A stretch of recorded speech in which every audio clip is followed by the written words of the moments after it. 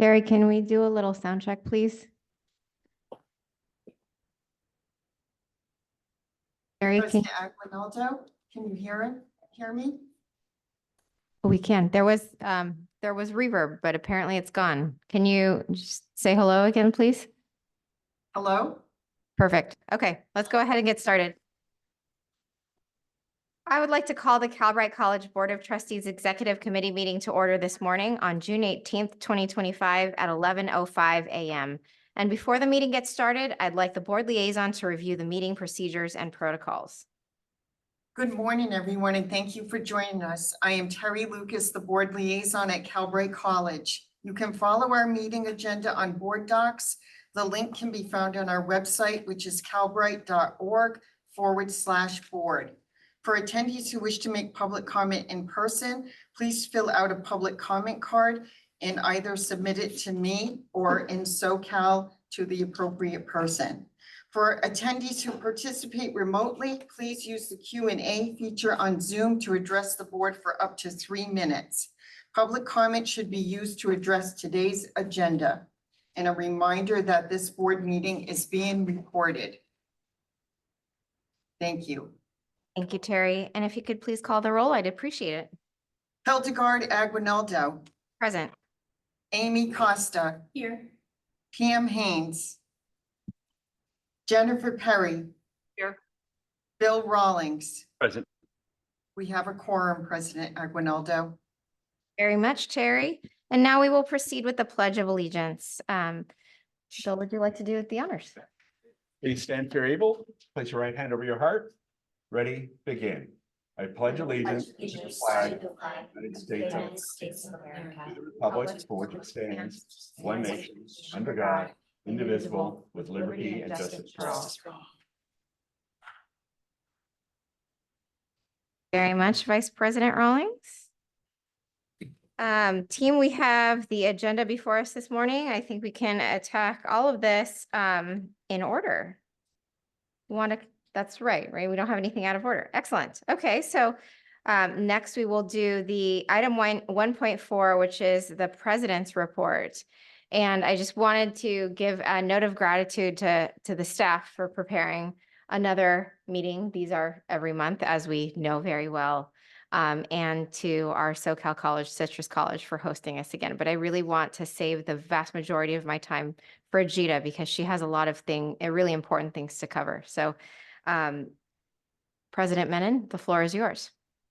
Thank you so much, President Aguinaldo, Vice President Rawlings, and members of the Calbright College Board of Trustees Executive Committee.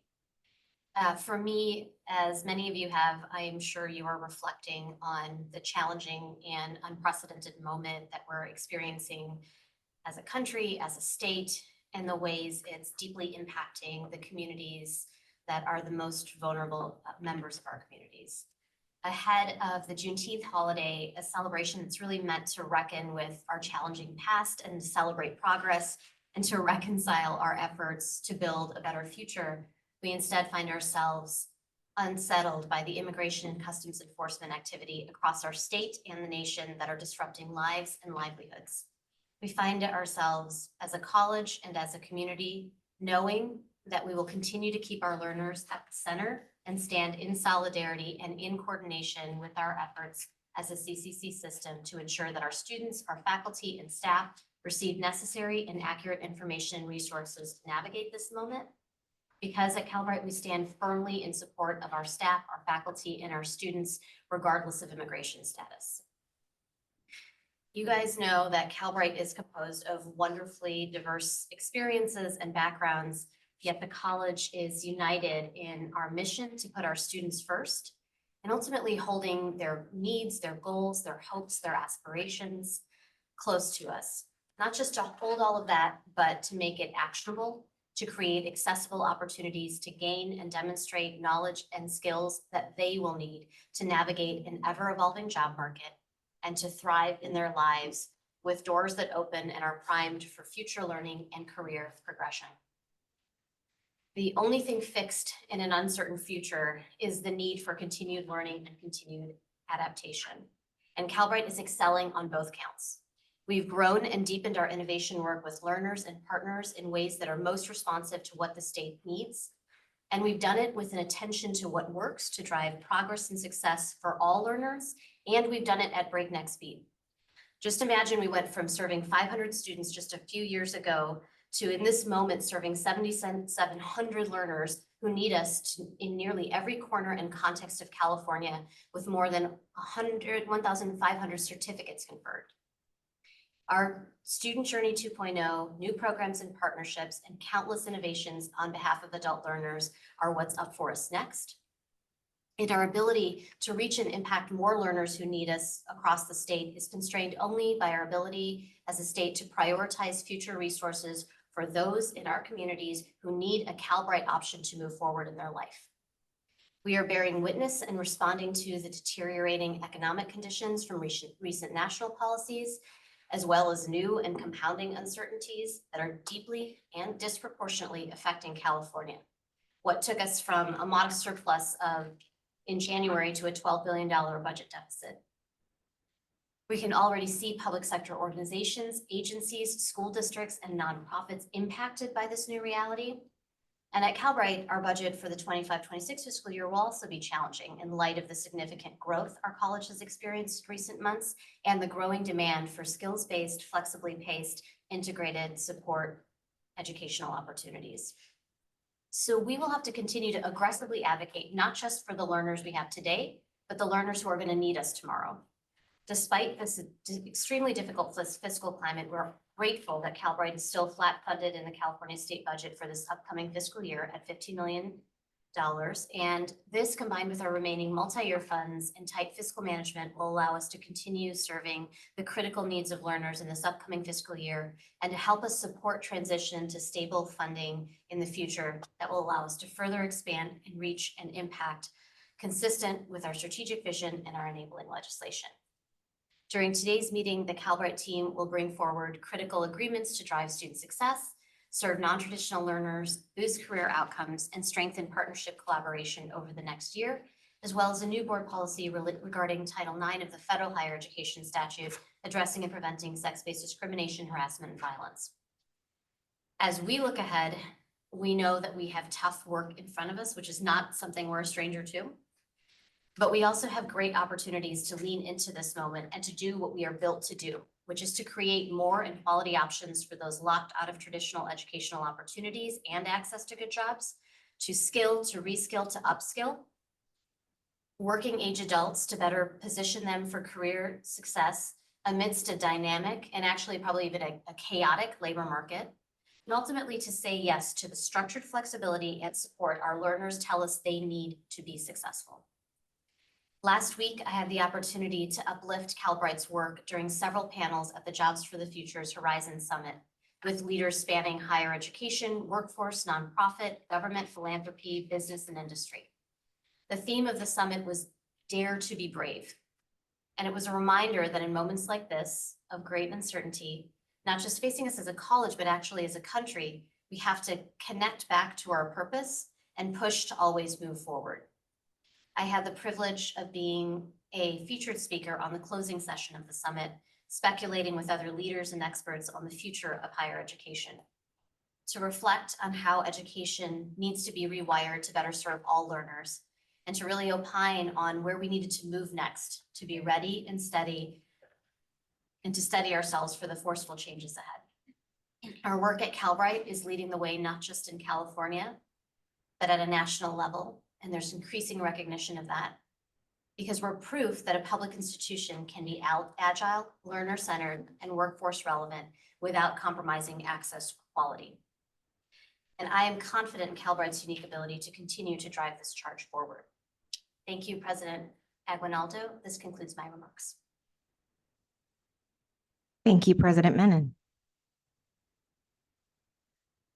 Team, we are moving now to closed session. Item 2.1 is a conference with labor negotiators, Government Code Section 54957.6, Agency Designated Representative Joseph Bremgartner, Employee Organization, CalBrite Faculty Association. Item 2.2 is conference with labor negotiators, Government Code Section 54957.6, Agency Designated Representative, Joseph Bremgartner, Employee Organization, California School Employees Association. Is there any public comment on the closed session items? There is no public comment, President Aguinaldo. Thank you very much, Terry. We expect to return from closed session in approximately 15 minutes. See you then. Finally. Their steps in. I think your board's gone well.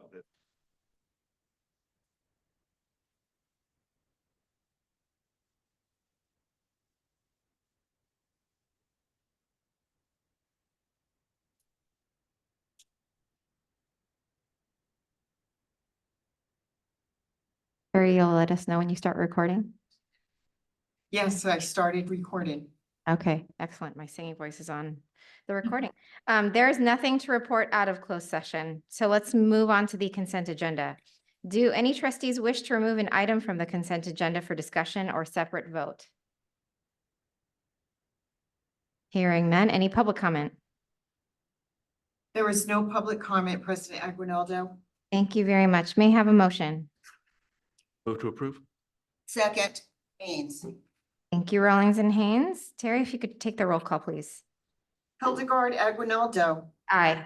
Amy Costa. Aye. Pam Haynes. Aye. Jennifer Perry. Present. Bill Rawlings. Aye. Motion carries, President Aguinaldo. Point of Terry, order. can you correct your, President, you have to say hi. Hi, Hi, or thank you. I was distracted by the president singing. I was asleep or not. all right, thank you very much, Terry. The motion passed there. Let's move on to our action agenda. Item 4.1 is to approve an agreement for the Career Catalyst Program. So I'll pass that one to Dr. McCarty. Hello, and I value your singing, but I will not be following the theme. I'm doing you all a justice today. But President Aguinaldo, Vice President Rawlings, and members of the board, I am Shannon McCarty, Vice President of Learning and Instruction. And today I am seeking board approval of the Career Catalyst Program Agreement Amendment. As you may recall, in fall of 2022, Calbright launched the Experiential Learning and Leadership, or EXL program. It is designed to provide our students with internships, peer support, and leadership development opportunities. To streamline operations and ensure timely student payments, we have partnered with the Career Catalyst platform, which is administered by the Foundation for California Community Colleges. Today, I'm seeking approval for an amendment that allows us to continue the successful partnership for another year. Since its launch, the EXL program has grown significantly. We have had 5 internship cohorts since the inception in 2022. In 2024, we also introduced a new project intern role, enabling students to apply their technical and theoretical skills to real-world projects that support Calbright's departments and strategic initiatives. To date, we've supported 117 individual interns who have collectively filled 153 internship placements across multiple cohorts. And 36 student positions per cohort are now regularly offered across various departments.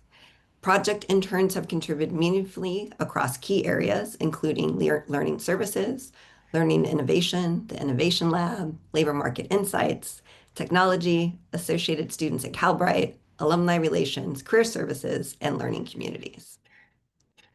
Our largest area of student participation remains learning services, where peer tutors have supported fellow students through more than 9,600 academic interactions, ranging from one-on-one appointments to onboarding workshops and structured study sessions. So looking ahead, we are committed to expanding access to peer tutor roles across all current and future programs, ensuring that all Calbright students benefit from this model of peer-led support and experiential learning. To continue this momentum, we are requesting approval to amend our agreement with the Foundation for California Community Colleges to extend the Career Catalyst contract for an additional 1-year term from July 1st, 2025 through June 30th of 2026 with a not to exceed amount of $600,000.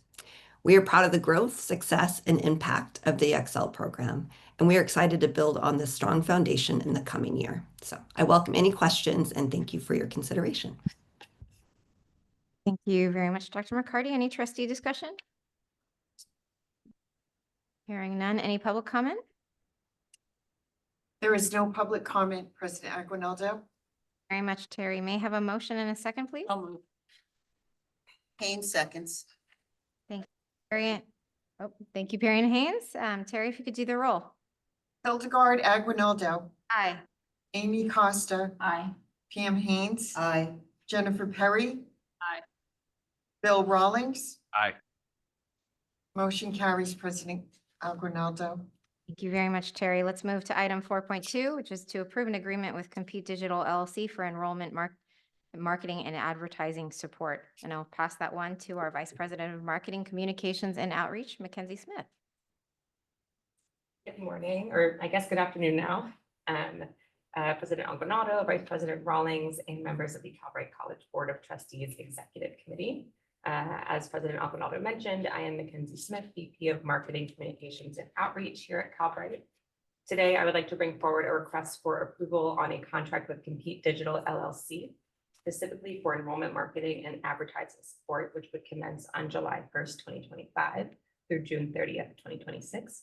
For a not to exceed amount of $495,200 for this fiscal year. Before I get into the details, I'd like to reiterate our marketing team is currently laser focused on 3 specific main goals. The first is driving inquiries, or in other words, people who are interested in learning more about Calbright. The second is increasing our enrollment overall, especially amongst our target population. And the third would be increasing brand awareness about skills training for Californians. But above all else, the most important aspect of Calbright's marketing efforts is to connect with learners who we know are the hardest to reach. Those who are normally 25 years or older, members of the BIPOC community, and those in underserved communities. This working partnership with Compete, which began in September of 2023, has resulted in exponential enrollment gains, bolstering our student body that represents the diverse needs of California. The partnership has also yielded a lot of actionable insights that continue to drive our decision-making as we make future investments in our marketing. In the last year, with Compete's expertise, we've increased the efficiency of our advertising program while also driving a strong increase to more than 7,700 fully enrolled students. And especially now with this fiscal environment, we need to be smart and data-driven on how we reach new learners, and Compete will be a strong partner in this continued effort. Some key highlights in the last year include, of course, the acquisition of substantially more prospective students, a decrease in our cost per acquisition of those interested students, now having enrolled students in all but one California county. And we also developed and implemented a rural marketing campaign to increase brand awareness in rural California counties and test other marketing avenues that could reach non-traditional learners. And given the progress across this paid media, our non-paid traffic, so people organically coming to our website or by word of mouth, has significantly increased. To continue to effectively and efficiently drive enrollment and brand awareness at Calbright, continuity of the contract is crucial. Again, I would like to request approval for the contract with Compete Digital for enrollment marketing and advertising commencing on July 1st, 2025 through June 30th, 2026, for a not to exceed amount of $495,200. As you will see in the agenda item, $145,200 of that is designated directly to Compete services on the advertising campaign management and optimization side. And $350,000 of that is solely for advertising funds that will be within our advertising budget and would be paid to Compete on an as-needed basis for advertising placement where Calbright already lacks direct invoicing capabilities. So thank you. And I know that was a lot of nuance regarding this contract, so I'm definitely happy to answer any questions that you may have. Great, thank you. Any trustee discussion? Haynes will move the for approval. Okay, we'll take public comment first. Oh, yeah. Okay, you can do that. There is no public comment, President Aguinaldo. Thank you very much, Terry. Haynes, did you move and Costa seconded? Yes, ma'am. Excellent. Terry, can you call the roll, please? Hildegard Aguinaldo, Aye. Amy Costa, Aye. Pam Haynes, Aye. Jennifer Perry, Aye. Bill Rawlings. Aye. Motion carries, President Aguinaldo. Very much, Terry. We move to item 4.3, which is to approve the agreement for contract increase with HubSpot, a CRM platform. And that one stays with Mackenzie. Hello again, and for the good of the order, I am Mackenzie Smith, Vice President of Marketing, Communications, and Outreach. But today I'm here as a representative of many departments across the college to request board approval for a contract increase with HubSpot, which is a college-wide consumer or customer relationship management platform. This would be for $130,482 for the fiscal year 2025 to 2026. While HubSpot is overall a comprehensive inbound marketing and customer service platform, it serves many purposes beyond these for Calbright specifically. HubSpot is currently being used by the Calbright Marketing and Communications team to send external newsletters and press releases and implement additional outbound marketing emails and automations that reach adult learners statewide. It has become an important part of our digital infrastructure and has played a key role in our enrollment growth, while providing important insights and prospective student interests and behaviors. Additionally, several members of the technology team, the economic development team, the partnerships team, and the student success team have also used HubSpot to connect with and record communications with prospective students, current students, former students, as well as external stakeholders. As the college continues to grow and receive statewide support, more teams across the college are in need of this tool to track and execute on external engagement opportunities, which will be a critical strategy as we navigate this next year. This top-tier CRM platform will also allow Calbright to build on its strategic vision goal of forging and expanding strategic partnerships across the state. With this contract, Calbright seeks to renew and expand the HubSpot CRM platform contract beyond its regular marketing capabilities and add on a sales hub service, which would support an institution-wide strategy, enabling scalability, effective communication, and relationship management across all departments. Thank you, and I'm happy to answer any questions that you may have. Thank you very much. Any trustee discussion? I do have a question here, but it's a more generalized question. We, in this process, are looking at 4 different contracts. And all of them were, the vendors, the contractors are different. To what extent are they working together relative to, like, for example, the one that we're going to be voting on is a CRM, and there's sort of close to real time, but information and data that faculty and staff can kind of look at. And each one of these is a piece of that. Are they aligned in a way that it's for the end user? How easy is it to get to the information relative to what we're approving? Very, very easy. You may Yeah. have to answer that, but I somebody was gonna say else. very, very easy, and we actually have our chief product officer here that Oh, can talk good. a little bit about how all these things are Yeah. integrated. We're more, probably more than my experience with traditional community colleges. Our faculty and our staff are using data in real time. Most of us complain about it not being as accessible or available in any kind of time that makes any sense for the students that we're working with. So I'm just trying to get a sense of how easy is it to use these different platforms to get where our employees and our staff need to go. It's actually, I'll talk about HubSpot in this context. It's a leading platform for both CRM as well as some of the other functions that Marcom has been using it for. And so they are born in the cloud contemporary platforms that are designed for that objective, is to make the data and the workflow around that data to be easily accessible. Where and so they're built in the cloud platforms that specifically serve that purpose to make both the analytics around it, so that the data is not just isolated and housed in the system, but make it easy to also make it useful with Usable. easier access. So this is what I would ask. And that is, it would really be helpful in the future to have, we just at one of our last meetings, we got to experience as a board, sort of the experience that our students have. It would be helpful to sort of plan something that we really understand what we're buying, but also how it's being used.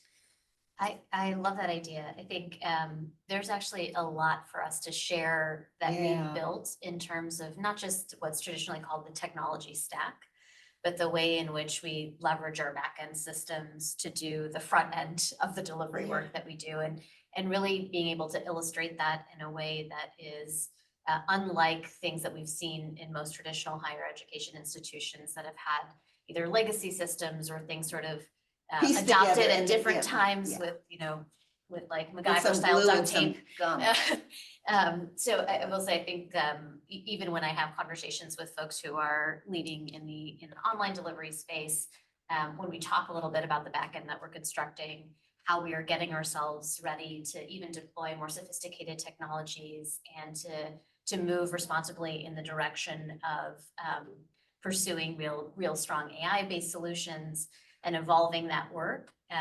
We have a high AI capability kind of readiness score, I would say, and would love to kind of walk through what that looks like. And probably there's some folks that we're working with. We're actually working with a couple of other institutions in the system with AQL Labs on a project funded by the College Futures Foundation that is a space where we have a cohort of colleges that are kind of working together based on respectively where they sit and how that work can and should progress along as we think about developing these capabilities to really embrace the opportunities with some of these technologies across the system. And there is a story to tell, and I think the story really needs to be told sort of in these moments, and I'll tell you why. On the one end, folks are saying that education is too expensive.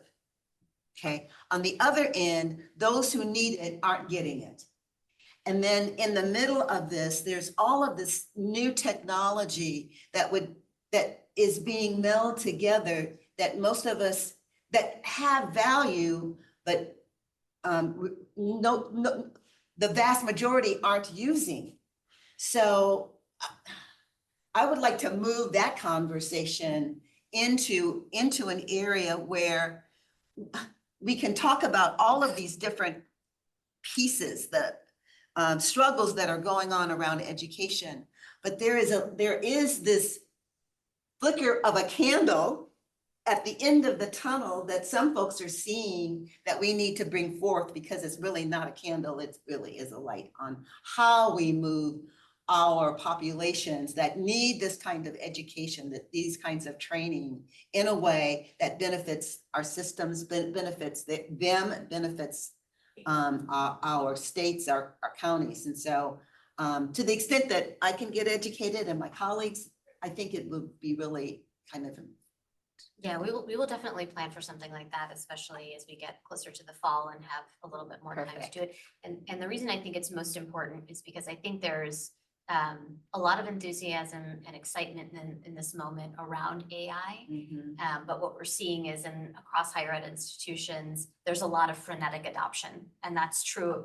That's true here in California, 100%. And so really being able to be intentional and understanding about why we're leveraging it, what solutions it's meant to surface for us, and who it's supposed to serve, I think becomes like a critical part of how we stop being so enamored with the novelty of some of the technologies that are out there, and we really focus on the practical application of it related to enhancing the quality of what we're doing and streamlining the intentionality experience of it for students. Yeah. Okay, thank you. Thank you both. Thank you. Thank you.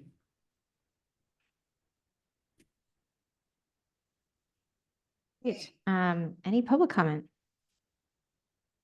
There is no public comment, President Aguinaldo. Thank you very much, Terry. I'll take a motion in a second, please. Move to approve. Colin- Jennifer beat you by a millisecond. All right. So we'll give it to Jennifer. Terry, if you could call the roll, please. Hildegard Aguinaldo, Aye. Amy Costa, Aye. Pam Haynes. Aye. Jennifer Perry, Aye. Bill Rawlings. Aye. Motion carries. President Aguinaldo. Okay, thank you very much, Terry.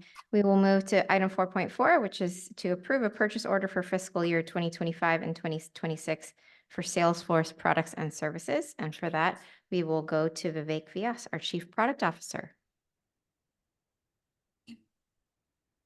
Good afternoon, President Aguinaldo, Vice President Rawlings, and members of the Board of Trustees Executive Committee.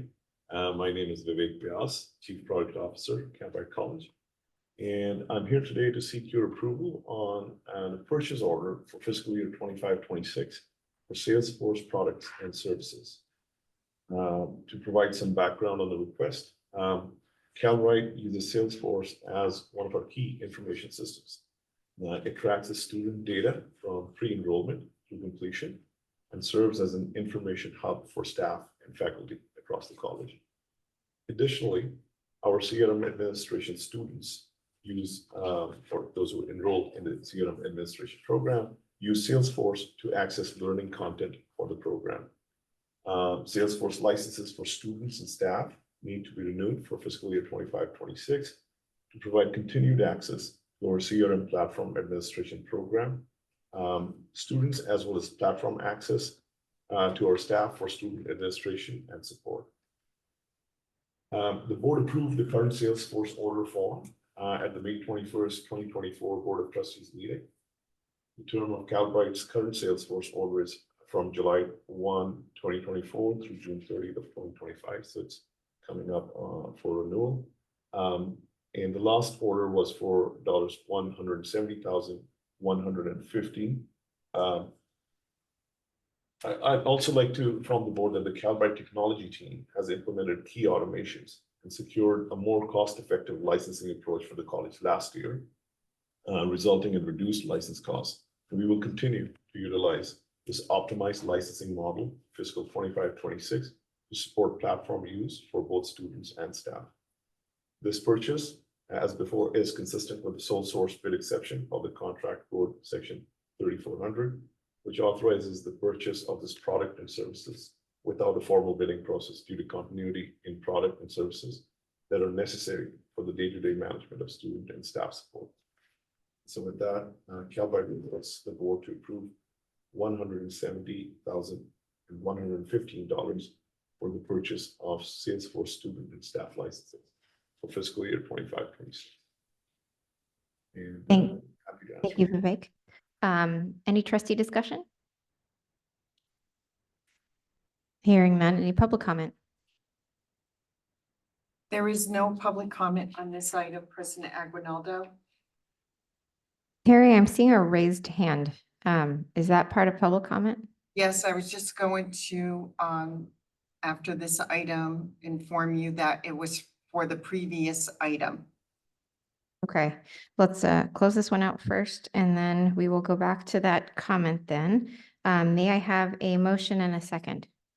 President Aguinaldo, can we incorporate the request for the board to make a finding of the sole source exception that is included in the revised staff report? Sure can.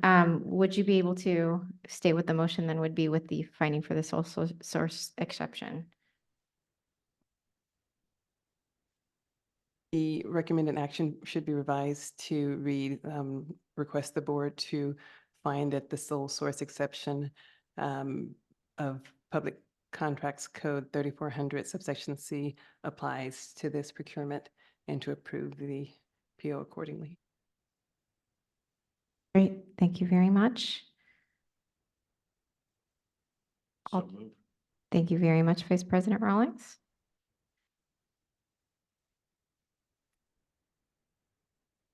Thank you very much, Member Perry. Terry, if you could take the roll. Hildegard Aguinaldo, Aye. Amy Costa, Aye. Pam Haynes. Aye. Jennifer Perry. Aye. Bill Rawlings. Aye. Motion carries, President Aguinaldo. Great, thank you very much, Terry. And let's go back up to item 4.3 then for the public comment.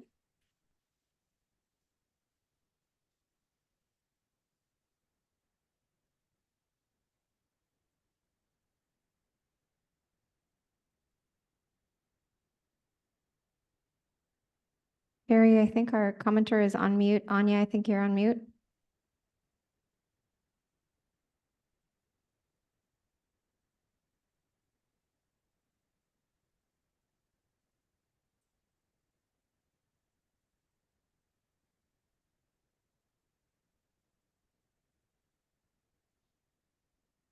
Okay, we'll come back as soon as we work out those technological issues. Let's go then to item 5.1, which is a first reading of Board Policy 3433, which is the prohibition of sex discrimination under Title IX. And for that, I'll pass it to our General Counsel, Wanda Daniel. Good afternoon, President Aguinaldo, members of the Executive Committee. This item before you is presented as a first reading of Board Policy 3433, the prohibition of sex discrimination under Title IX. No action is requested of the board in connection with the first reading. The policy will be placed on a future agenda for adoption. In accordance with the California Equity and Higher Education Act, discrimination on the basis of sex is prohibited in all aspects of higher education programs. Board Policy 3433 incorporates state and federal law as a prohibition of sex discrimination in Calbright College's educational programs.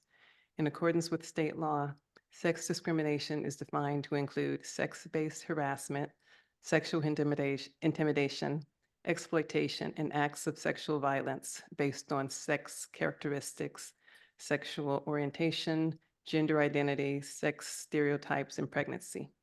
This policy applies to all aspects of the academic environment, online and in person, including but not limited to classroom conditions, grades, academic standing, employment opportunities, scholarships, recommendations, disciplinary actions, and participation in any Calbright activity. Board Policy 3433 also strictly prohibits retaliation, including peer retaliation against any person for the purpose of interfering with any right or privilege secured by Title IX and the correlating state law, or because the person has reported possible sex discrimination, made a sex discrimination complaint, or participated or refused to participate in any way in the district's Title IX process. Over the past few years, Board Policy 3433 has gone through a number of iterations in an attempt to keep pace with the various legislative and regulatory changes triggered by changes at the federal level. The current version of Board Policy 3433 is consistent with the current state of applicable regulations.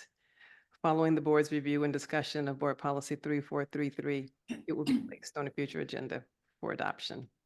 And upon final adoption, the correlating administrative procedures will be finalized to update the complaint process, available resources, and administrative remedies.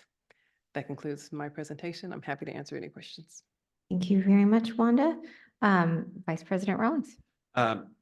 Just because I know that things are going to move quite a bit and move fairly quickly, how closely does this align with the template language that the Community College League of California provides to us? This is taken This from is- this is the template language, which has been just customized to apply to our particular process, but it is the template language. Thank you. Yes. Thank you. Any other questions? Yeah. Pam and Amy both have questions. Member Acosta, then Member Haynes.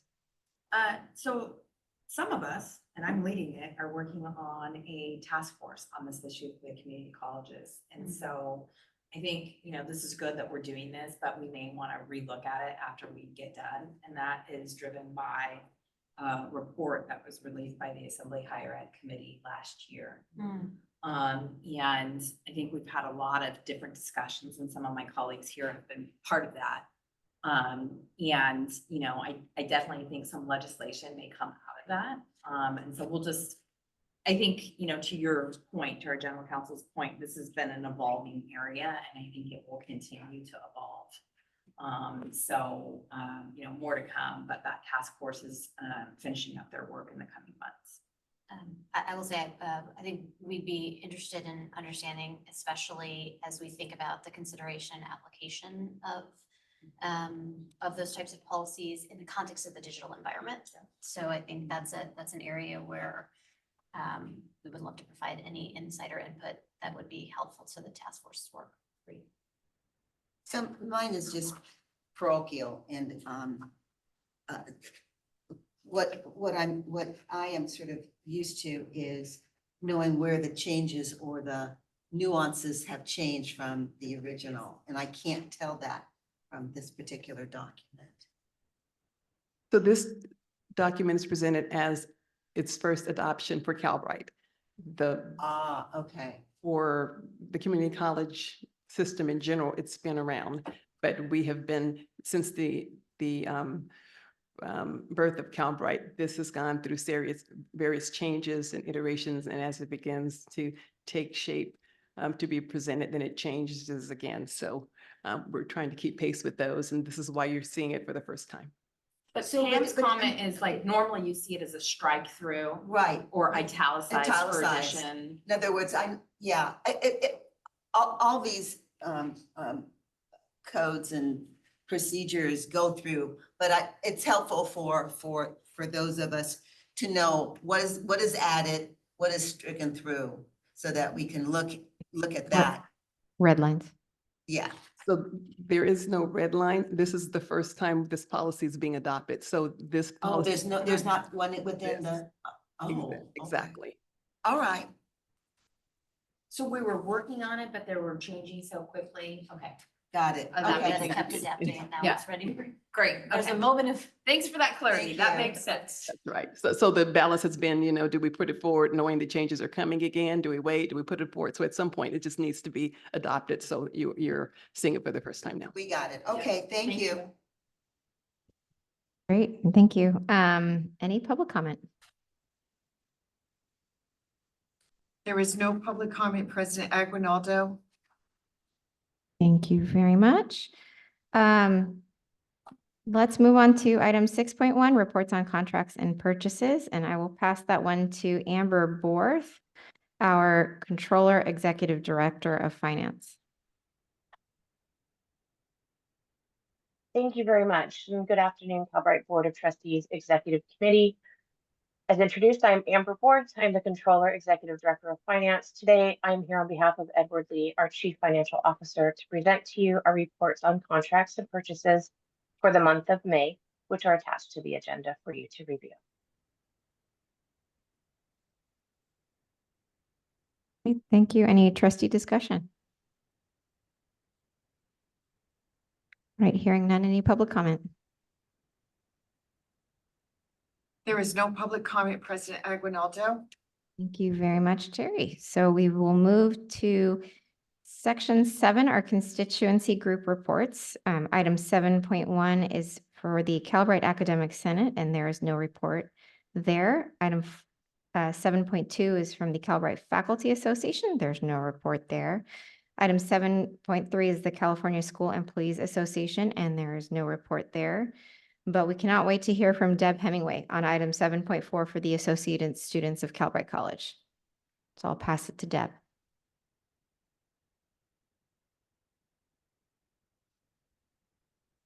Good afternoon, everyone. Thank you for the wonderful introduction. I am Deb Hemingway, your ASCC president. Over the past month, ASCC has taken significant steps toward refining our organizational structure and ensuring our governing documents are aligned with our values and goals. A thorough review of the ASCC Constitution and bylaws was conducted, leading to proposed updates that promote clarity, equity, and student engagement.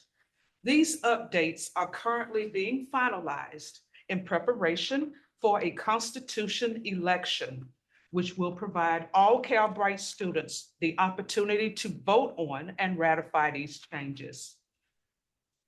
This process is not only about governance, it is about empowering our student body to shape how their student government operates. We are actively preparing for the upcoming Constitution election by developing an accessible voting process, creating information materials to help students understand the proposed changes, and coordinating with Calbright staff to ensure full transparency. The goal is to build student awareness and participation, recognizing that every student's voice is critical to this process. ASCC is continuing to build a stronger working relationship with the Student Center for California Community Colleges, also known as SSCCC. We recognize the importance of aligning with statewide student initiatives and advocacy efforts. By collaborating more closely with SSCCC, we aim to ensure that Calbright students have a stronger voice at the state level and can benefit from the shared resources, training, and representation that SSCCC offers. Participation in SSCCC meetings and initiatives remains a key priority moving forward.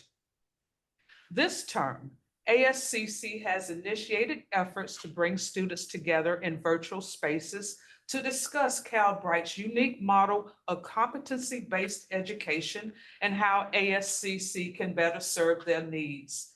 Through these conversations, we are learning what matters most to our diverse, non-traditional student population.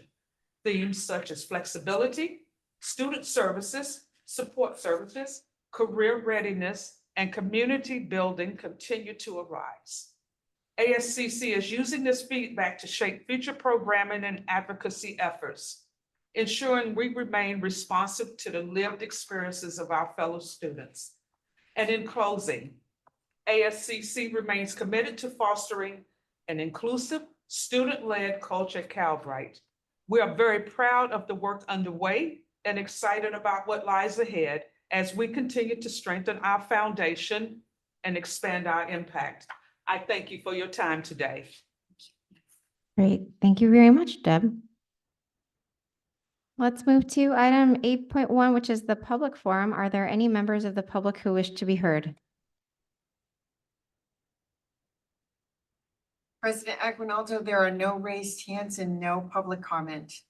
Great. Thank you very much, Terry. So we are at item 9.1, our meeting adjournment. The business of the Board of Trustees is now complete and we can adjourn. Thank you for your participation and we'll end at 12:47. Thanks all.